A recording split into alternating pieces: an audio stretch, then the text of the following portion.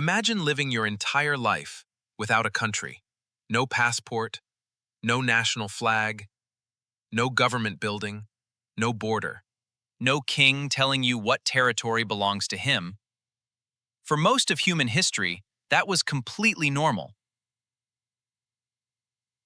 Humans created the very first cities, ruled by powerful, dynamic leaders, backed by massive, organized armies, controlling vast new territories. The surprising answer is that nobody invented a country. It emerged piece by piece, one small change layered on top of another. This transformation happened so slowly that no single person alive at the time could have actually seen the whole change, stretching across countless generations. The transformation happened gradually. Small communities growing into farming villages growing into... From the first cities, powerful rulers emerged. These leaders soon presided over vast states, which ultimately expanded into great empires. It's worth being clear from the start about what these early states actually were.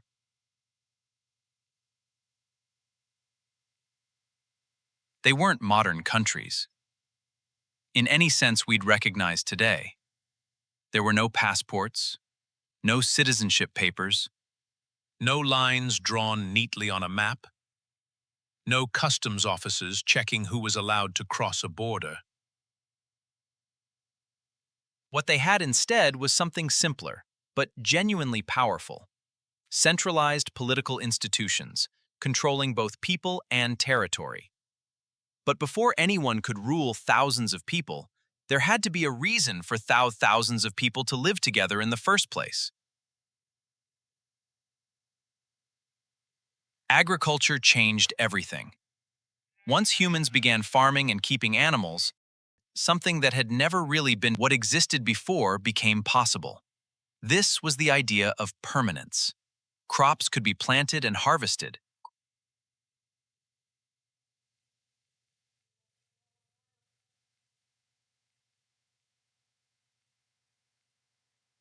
Season after season, in the exact same location.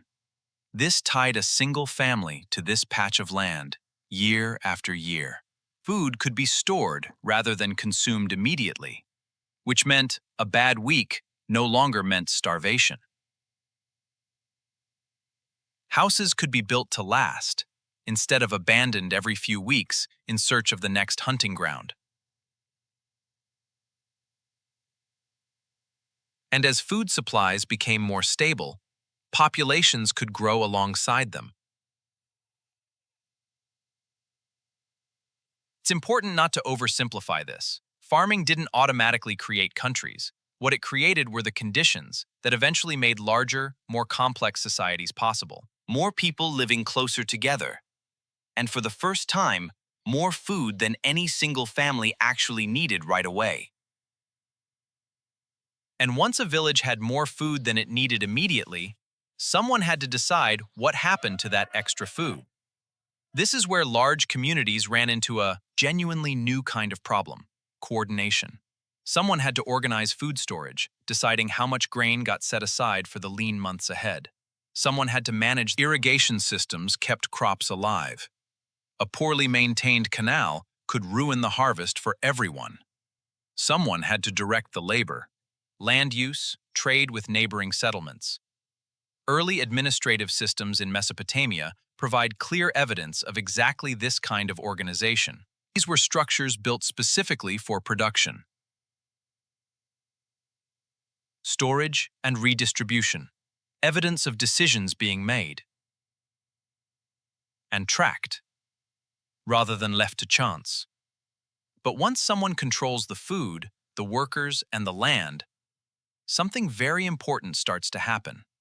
Power begins to concentrate. This is where the story becomes visually spectacular, and it centers on one place in particular, Uruk, in southern Mesopotamia. A settlement grew, slowly at first, then dramatically, into something genuinely new, a city. Monumental buildings rose where simple mud brick structures once stood. Specialized workers appeared, people whose entire role was no longer growing food, but crafting, building, administering, a shift that became possible once enough surplus food existed to support people who weren't directly farming it themselves.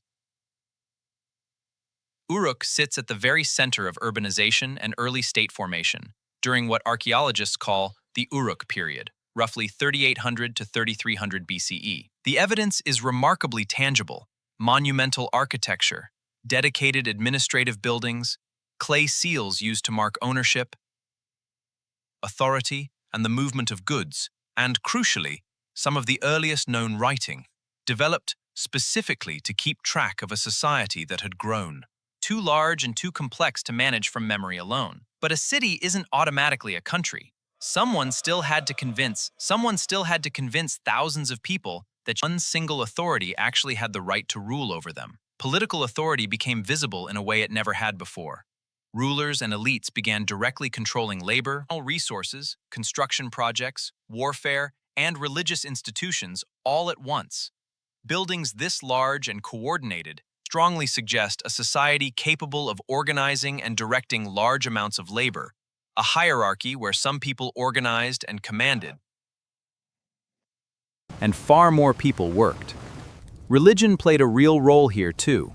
Temples and other public religious structures show just how closely political power and religious authority were intertwined in early Mesopotamia, rulers presenting their control not as personal ambition, but as part of a much larger sacred order, as though obeying the ruler and honoring the gods were simply two sides of the same obligation. Still, it would be a mistake to claim religion invented government. It was one thread among several, woven into something considerably more complicated. And then something changed. These cities stopped simply organizing themselves internally and started competing directly with the cities next door.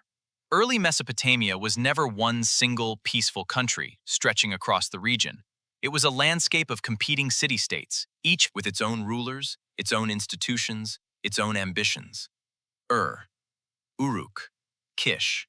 Each of these cities developed genuine political structures of their own, and each competed fiercely for land and resources with its neighbors.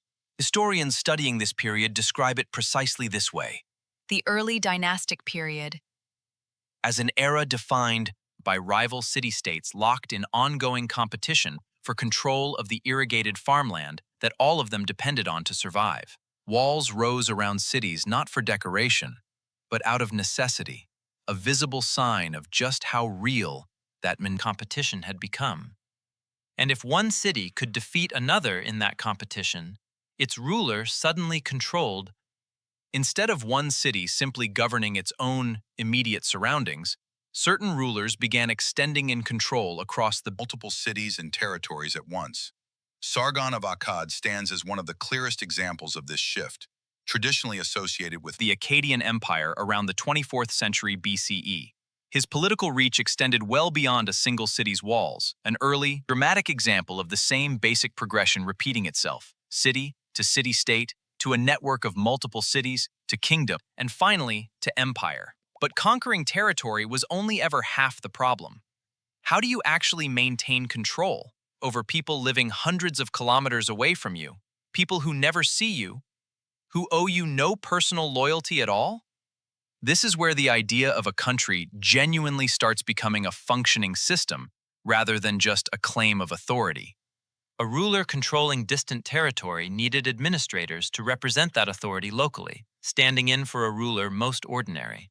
People would never actually meet: officials to carry out decisions, soldiers to enforce them when necessary, systems of taxation, or tribute to fund it all, because armies, officials, and monumental buildings didn't pay for themselves.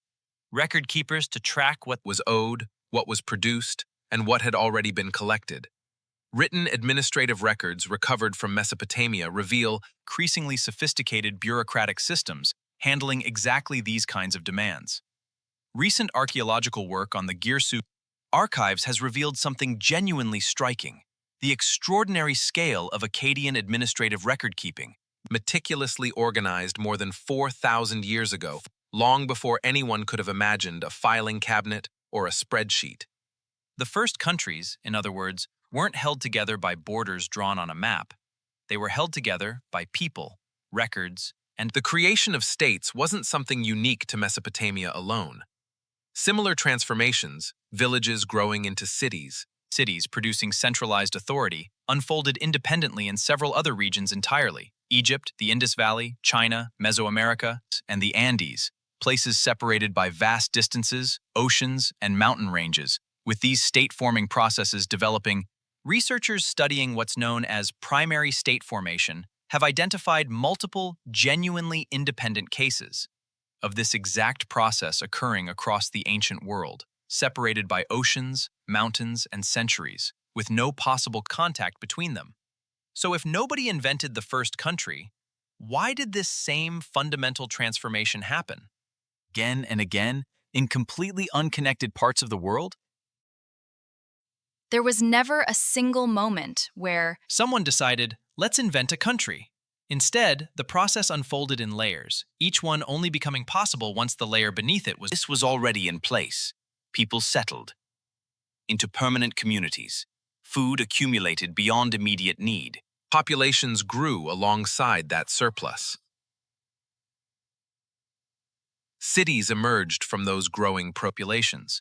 Someone stepped in to organize the resources those cities depended on. Power gradually concentrated around whoever controlled that organization. Cities began competing with each other for land and resources. Successful rulers conquered territory beyond their own city walls. Formal administrations developed to manage everything that conquest demanded. And eventually, out of all of that accumulated complexity, true kingdoms and empires took shape. The first country wasn't invented in a single moment. It was built piece by piece, as humans slowly discovered that controlling a population, it required far more than simply having a ruler standing at the top. It required food, workers, records, laws, soldiers, territory, and an interconnected system capable of keeping thousands of strangers bound to the same central authority. Strangers who would never meet their ruler, never vote for him, and yet would still pay tribute, still fight in his wars, still obey his official. Today, a country feels almost obvious, something you're simply born into without a second thought. It has borders, flags, governments, passports, laws, a shared national identity binding millions of people who will never Personally meet each other, and yet who feel, somehow, that they belong to the same thing. But none of that appeared overnight, and none of it was ever the plan from the very beginning. It's the result of thousands of years of humans experimenting, sometimes clumsily, sometimes brilliantly, with how to organize large societies at all. The first countries weren't drawn onto maps. They were built out of villages, cities, food, power, and people. And once humans finally learned how to organize, thousands of strangers under a single authority, the world would never look the same again.